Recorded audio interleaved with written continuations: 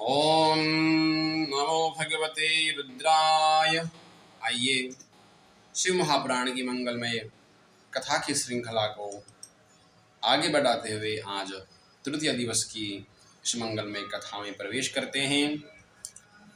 कथा से पूर्व भगवान शिव भोलेनाथ की मंगलमय स्तुति स्तोत्र के द्वारा और उसके पश्चात भगवान की मंगलमय कथा का श्रवण करेंगे।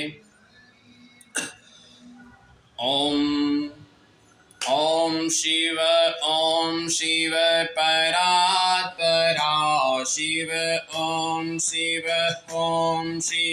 परात्परा शिव ओंकारा शिव तव शरणम् ओंकारा शिव तव शरणम्। हे शिव शंकर भवानी शंकर हे शिव शंकर भवानी शंकर उमा महेश्वर तव शरणम्। ओम शिव परात्परा शिव ओंकारा शिव तव शरणम् ओंकारा शिव तव शरणम्। हे वृषभध्वज हे धर्मध्वज हे वृषभध्वज हे धर्मध्वज सांब सदा शिव तव शरणम्। ओम शिव परात्परा शिव ओंकारा शिव तव शरणम् ओंकारा शिव तव शरणम्। हे जगदीश्वर पिनाकधारी हे जगदीश्वर पिनाकपाणि त्रिनयन शंकर तव शरणम्। ओम शिव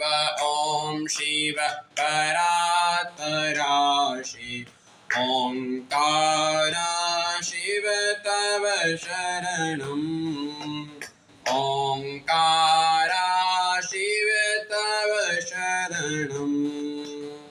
हे शशिशेखर शंभो शिवा प्रिय हे शशिशेखर शंभो शिवा प्रिय शिव गंगाधर तव शरणम्। ओम शिव परात्परा शिव ओंकारा शिव तव शरणम् ओंकारा शिव तव शरणम्। हे मृत्युंजय पशुपति शंकर हे मृत्युंजय पशुपति शंकर भुजंग भूषण तव शरणम्। ओम शिव परात्परा शिव ओंकारा शिव तव शरणम् ओंकारा शिव तव शरणम्। हे अविनाशी कैलाशवासी हे अविनाशी कैलाशवासी पार्वती पति ओम तव शरणम्।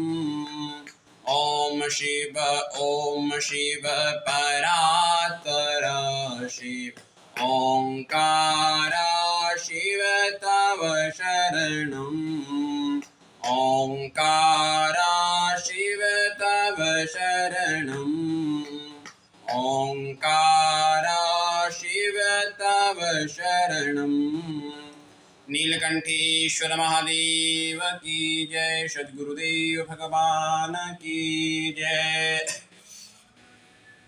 ॐ गङ्गातरङ्गरमणीयजटाकलापं गौरी निरन्तरविभूषितवामभागं नारायणं प्रियमनङ्गमदापहारं वाराणसीं पुरपतिं भज विश्वनाथम्।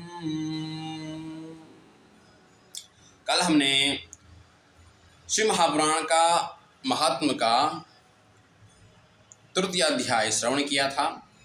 आज इस श्रृंखला में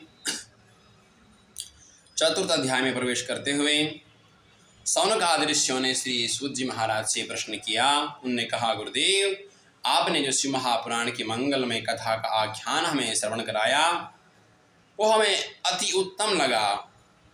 हम आपके मुखारविंद से शिव महापुराण का वह दूसरा इतिहास श्रवण करना चाहते हैं कि अनन्यापि कथा संभोर वद प्रेम विवर्धनम।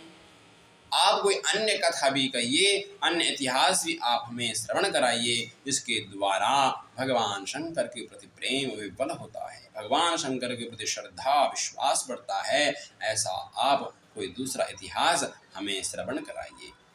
सौनक आदि ऋषियों ने जब श्री सूत जी महाराज से इस प्रकार से विनती की, तब श्री सूत जी महाराज ने सौनक आदि ऋषियों की बातों को मद्देनजर रखते हुए कहते हैं, अब मैं आपको एक दूसरा इतिहास श्रवण कराता हूँ। समुद्र निकटे ऋषि ग्रामो वास्कलशंज्ञकः वसन्ति यत्र पापिष्टा वेद धर्मोन्चिता जनाः। शृणु शौनक वक्ष्यामि त्वदग्रे गुह्यमुप्यद यतस्त्वं शिवभक्तानाम् अग्रणीयोर्वेदवित्तमः। दृष्ट्वा दुर्विषयात्मानो निन्देवां जिह्ववृत्तयः कृषीवला शास्त्रधरा परस्त्रीभोगिनी खलाः। ज्ञानवैराग्यसिद्ध्यर्थं न जानाति परं हिते कथा श्रवणाढ्येषु निरक्ता पशुबुद्धयः। अन्ये वर्णाश्च कुध्यः स्वधर्मा विमुखा खलाः कर्मा निरता नित्यं सदा शिव विशेष्यते। एवं कुजनवासे ग्रामे वास्कलसंजिते ततेको बिन्दुगो नाम विप्र आसीन् महाधमः। श्री सूत जी महाराज वर्णन करते हुए कहते हैं, ऋषियों, समुद्र के निकट में एक नगर है। इस नगर का नाम है वास्कलशंज्ञकः ग्रामः। उस नगर में एक वास्कल नाम का ग्राम है। उस गांव में सभी अधमी रहते हैं, सब वेदहीन आचारहीन। कोई भी वहां पर शास्त्र विरुद्ध शास्त्र के अनुकूल अपना जीवन नहीं जीता है। सबके सब अधर्मी हैं। खाना पीना सोना मारना काटना लड़ाई करना ही उन सबका नित्य प्रति दिन का नियम बन चुका है। ऐसा गांव कि जहां एक दूसरे के प्रति केवल द्वेष की भावनाएं, कृशली शस्त्रधरा शास्त्रों से विहीन हैं और परस्त्री भोगिनाः सब पर स्त्री का भोग करते हैं, दूसरे की संपत्तियों पर अपना अधिकार जमाते हैं। सब पशुबुद्धयः सब पशु बुद्धि वाले हैं और कुकर्म निरता नित्य कुकर्म में ही वह रक्त रहते हैं। ऐसे अधर्मी हैं। और ऐसे अधर्मी, इसी बात को गोस्वामी तुलसीदास जी महाराज ने भी रामचरितमानस में बड़े विस्तार से कहा। सब नर काम लोभ रत क्रोधी, देव विप्र श्रुति संत विरोधी। गुण मंदिर सुंदर पति त्यागी, भजहि नारी पर पुरुष अभागी। वहाँ पर सब काम क्रोध क्रोध लोभ से भरे हुए हैं, एक दूसरे से द्वेष करने वाले, दूसरे के प्रति अपनी मर्यादाओं के अनुकूल चलने वाले, ऐसा वह गांव है। और उस गांव में एक बिंदुक नाम का ब्राह्मण रहता है। ततक्तो बिंदुको नाम विप्र आसीन महाधमः। वह केवल नाम मात्र का ब्राह्मण है, बिंदुक। ये अधर्मी है, ये भी इतना अधर्मी हो चुका है जिसकी संगति व्यक्ति को मिलती है वैसे ही संगति में आदमी घुल मिल जाता है। यह बिंदु भी बड़ा अधर्मी है, इतना अधर्मी है कि अपने घर में सब कुछ होने के बाद भी पर स्त्री का गमन करता है, पर स्त्री के साथ में रहता है। कि सदुरात्मा महापापी, सुदारोपी कुगा कुमार्गगः। वेश्यापतिर्बभूवाथ कामाकुलितमानसा, स्वपत्नी चञ्चुला नाम हित्वा नित्या सुधर्मिणी। रेमेश वेश्याय सुष्टः स्मरण बाण प्रपीडितः। तो इतना अधर्मी है कि अपने घर में अपना पूरा परिवार है, अपनी पत्नी है, बच्चे हैं, माता पिता हैं, उन सबको छोड़ करके भी यह वैश्य गमन करता है, परस्त्री गमन करता है और उसी के साथ में रहता है, उसी के साथ में खाता है, पीता है, सब उसी के साथ में। अब इसकी पत्नी का नाम है चंचुला।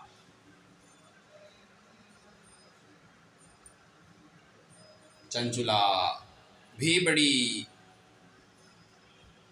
अपने पति का सम्मान करने वाली, पति की प्रति उसका श्रद्धा विश्वास। परंतु जब इसने देखा कि मेरे पति मेरे ओर देखते नहीं हैं, मुझे भाव देते नहीं हैं, वो हमेशा ही परस्त्री का गमन करते हैं, वैश्य गमन करते हैं, यह सब देख करके वह बड़ी परेशान हुई और अब उसने भी पर पुरुष के साथ में अपना संबंध बनाना शुरू कर दिया। अब उसने भी पर पुरुष के साथ में संबंध बनाया और एक दिन बिंदुक ने उसको देखा और बिंदुक ने देखा तो उसने अपनी पत्नी चंचुला को खूब मारा। जब चंचुला को मारा तो चंचुला ने कहा, भवान प्रतिदिनम कामां रमते वेश्या क्रुधी, मां विहायां स्वपत्नी च युवती पति सेवना। चंचुला कहने लगी, आप भी तो प्रतिदिन सेवा करने वाली युवती दूसरी वैश्य के साथ में आप गमन करते हैं,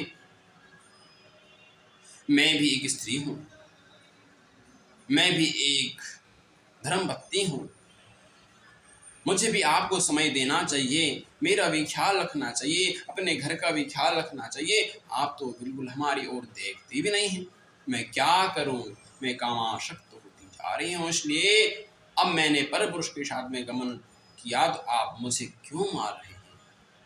ये सब आपकी ही गलती है, जिस कारण मुझे यह करना पड़ रहा है।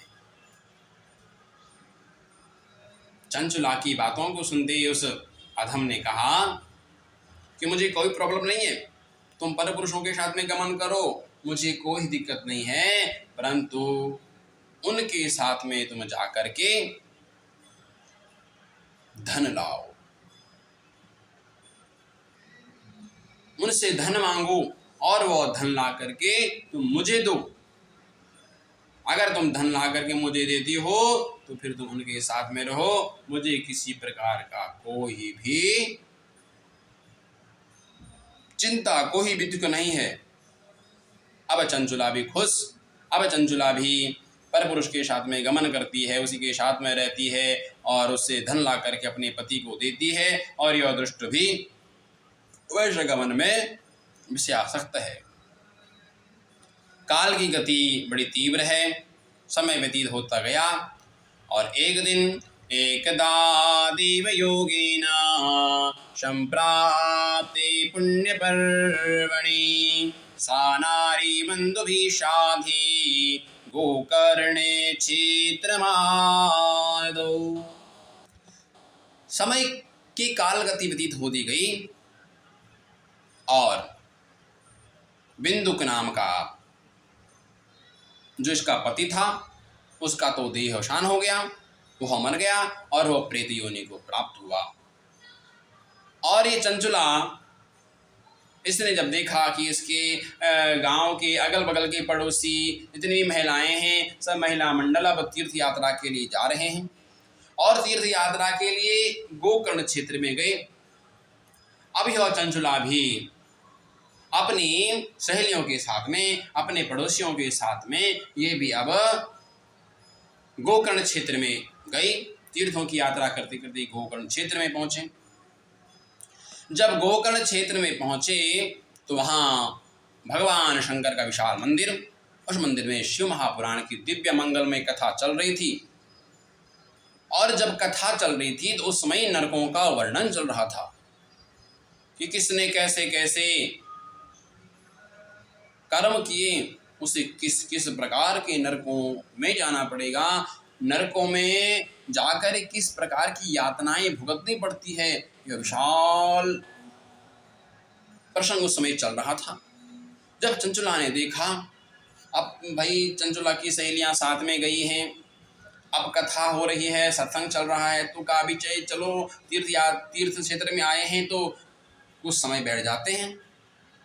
अब ये तो अधर्मी थी, ये धर्म को मानने वाली नहीं थी, परंतु जब इसकी सहेलियां वहां पर बैठी तो यह भी वहां बैठ गई। और जब ये भी बैठ गई तो अब इसने भी अपने सहेलियों के साथ में बैठ करके श्री महापुराण की वो कथा सुनी। नरकों का वर्णन चल रहा था।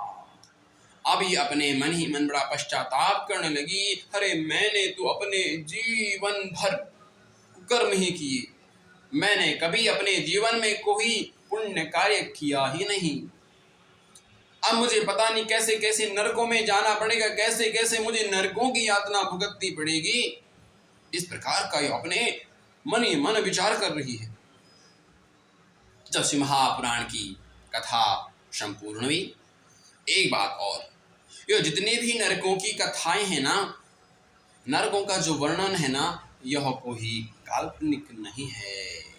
हर ग्रंथ में हमें नरकों का वर्णन मिलता है, परंतु विशेष रूप से गरुड़ पुराण के प्रेत कल्प में यह नरकों का बड़े विस्तार से वर्णन है। इसलिए कभी इसको कल्पना नहीं समझना चाहिए। अब इस चंचुला ने सोचा कि जब पंडित जी कथा करके उठेंगे तो मैं उनके पास में जाऊंगी। जब कथा संपूर्ण हुई, अब ये उन पंडित जी के पास में गई, उनको प्रणाम किया और उनसे अपने सारे दुख बतलाए। पंडित से बोली, आहतास्मि च दग्धानि विदीर्णा हृदयास्मि च, आहतास्मि च दग्धानि विदीर्णा हृदयास्मि च, सर्पसाद्यं विनिष्ठास्मि पापनी सर्वथाम्यहं, किं करोमि क्व गच्छामि कं वा शरणमाश्रये। इसने पंडित से जाकर के बोला, पंडित जी, हा हतास्विदग्धानि विदीर्ण, मैंने जितने पाप किए हैं उन पापों का मैं जब सोचती हूँ उनके बारे में तो मुझे बड़ा दुख होता है, मेरा हृदय विदीर्ण हो गया। आपने जब नरकों का वर्णन किया, मैंने नरकों का वर्णन सुना, मैंने तो अपने जीवन पर्यंत समस्त कुकर्म किए हैं, कभी मैंने कोई सत्कर्म नहीं किया। अब मेरी क्या गति होगी, मेरा कैसे भला होगा, मेरा क्या होगा मुझे मालूम नहीं। मैं आपकी शरण में हूँ, आप मुझे बतलाइए क्या मेरी सदगति कैसे हो, मुझे अब क्या करना चाहिए। किम करोमि गच्छामि कम वा शरणमाश्रये, अब मैं किसकी शरण में जाऊं, किसके पास जाऊं जिसके द्वारा मेरा कल्याण हो और मेरा यह मानव जीवन सफल हो जाए। ऐसा आप कृपया करके मेरे ऊपर कृपा करें। जब उस चंचुले ने इस प्रकार से कहा, पंडित जी ने कहा, तुम चिंता ना करो देवी, तुमने अपने जीवन में जितने पाप किए हैं सब ठीक है, जो किया जो हुआ सो हुआ, कि पश्चाताप पाप कृतम निष्क्रन्ति न्यपरायणम् सर्वेषां वर्णितं सद्भिर्सर्वपापविशाध्यम्। पंडित जी ने कहा, तुमने जितने पाप किए हैं उन पापों का तुमने प्रायश्चित कर दिया है। पश्चाताप पाप कृताम, उन पापों का तुमने प्रायश्चित तुमको हो गया है, तो प्रायश्चित के द्वारा तुम्हारे वह पाप ध्वंस हो गए। पश्चाताप हो जाना, गलती करने के बाद पश्चाताप होना, ये सबसे बड़ी बात है। महाभारत में एक दिव्य प्रसंग आता है, दक्ष और यक्ष और युधिष्ठिर जी का संवाद जब चलता है। 100 प्रश्नों में से एक प्रश्न यक्ष ने युधिष्ठिर से पूछा कि वह तीर्थ कौन सा है जिस तीर्थ में जाने से सारे पाप विध्वंस हो जाते हैं। युधिष्ठिर ने कहा, एक ही तीर्थ है, वह तीर्थ, देखिए अनेकों तीर्थ है, गंगा जी में जाने से, गंगा जी में स्नान करने से हमारे पाप तो विध्वंस हो जाते हैं, परंतु फिर पुनः पाप हो जाते हैं। गंगा जी में नहाते हैं फिर भी मन ठीक होता है, पर बाहर आए तो फिर वही पहले की स्थिति बन जाती है। ऐसा क्यों? क्योंकि एक बार रामकृष्ण परमहंस जी से किसी ने पूछा कि गंगा जी में स्नान करते हैं, गंगा जी स्नान करने के बाद पुनः व्यक्ति वह पाप करने लग जाता है, ऐसा क्यों होता है? रामकृष्ण परमहंस ने कहा, जब व्यक्ति गंगा स्नान करने के लिए जाते हैं गंगा जी घाट पर, और जब वहां अपने वस्त्रों को उतारते हैं तो आपके जो पाप होते हैं वह पाप आकर के अगल बगल के वृक्षों में बैठ जाते हैं, और जैसे ही आप गंगा स्नान करके आते हैं वह पाप पुनः हमारे शरीर में प्रवेश कर जाते हैं। अब ऐसा कौन सा तीर्थ है कि जिस तीर्थ में स्नान करने से सब पाप धुल जाते हैं? युधिष्ठिर ने कहा, पश्चातापेन शुद्ध्यन्ति, पश्चाताप नामक का एक ऐसा तीर्थ है जिस तीर्थ में स्नान करने से हमारे समस्त पाप धुल जाते हैं। पश्चातापेन, ये महाभारत का वाक्य है, इसलिए पश्चाताप हो जाना ये सबसे बड़ी बात है। यहाँ पंडित जी ने भी कहा कि पश्चाताप पाप कृतम, पश्चाताप आपने किया तो आपके पापों का विनश्यति, सर्वेषां पापम सर्वेषां वर्णितम सद्भिर, जितने भी पाप आपने किए उनका आपने वर्णन किया वो सब कट गए। अब मैं आपको जो बोलता हूँ वो करो, जो हुआ उसको छोड़ो, अब मैं जो बोलता हूँ तुम वो करो। क्या करना चाहिए? आज तक जो हुआ वो हुआ, अब आप सब कुछ छोड़ करके केवल भगवान भोलेनाथ की भक्ति करो। कि कर्पूर गौरम करुणावतारम संसार सारम भुजगेंद्रहारम सदा वसंतं हृदयारविंदे भवं भवानी सहितं नमामि। भगवान भोलेनाथ की शरण ग्रहण करो, भगवान भोलेनाथ की शरणागति करो। भगवान भोलेनाथ करुणावान है, दयावान है, कृपावान है। आपके समस्त पापों को वह काट देंगे और आपको नवीन जीवन प्रदान करेंगे। आपकी समस्त भूल चूक को वह विध्वंस मिठा देंगे। इसलिए देवी अब आप भगवान शंकर की शरणागति जाओ और जितना भी तुम्हारा जीवन बचा है उस जीवन में केवल और केवल तुम भगवान शिव की कथा सुनो और एक मंत्र का नित्य जाप करो। ओम नमः शिवाय, ओम नमः शिवाय, ओम नमः शिवाय, ओम नमः शिवाय, ओम नमः शिवाय, ओम नमः शिवाय, ओम नमः शिवाय, ओम नमः शिवाय। शिव पंचाक्षरी मंत्र का तुम नित्य जप करो। इसके जप करते करते करते मरणात्रायते मंत्र, मंत्र का जाप करते करते आपके मन के जो विकार है सब विकारों का ध्वंस हो जाएगा, विकार कट जाएंगे, मन शुद्ध हो जाएगा और प्रभु की भक्ति बढ़ती रहेगी, प्रभु के प्रति प्रेम स्नेह बढ़ता रहेगा। और एक दिन ऐसा आएगा कि जिस दिन हम पुनः शैतान से इंसान बन जाएंगे। संकल्प हो हमारा इंसान हम बनेंगे, इंसान बन गए तो भगवान भी बनेंगे।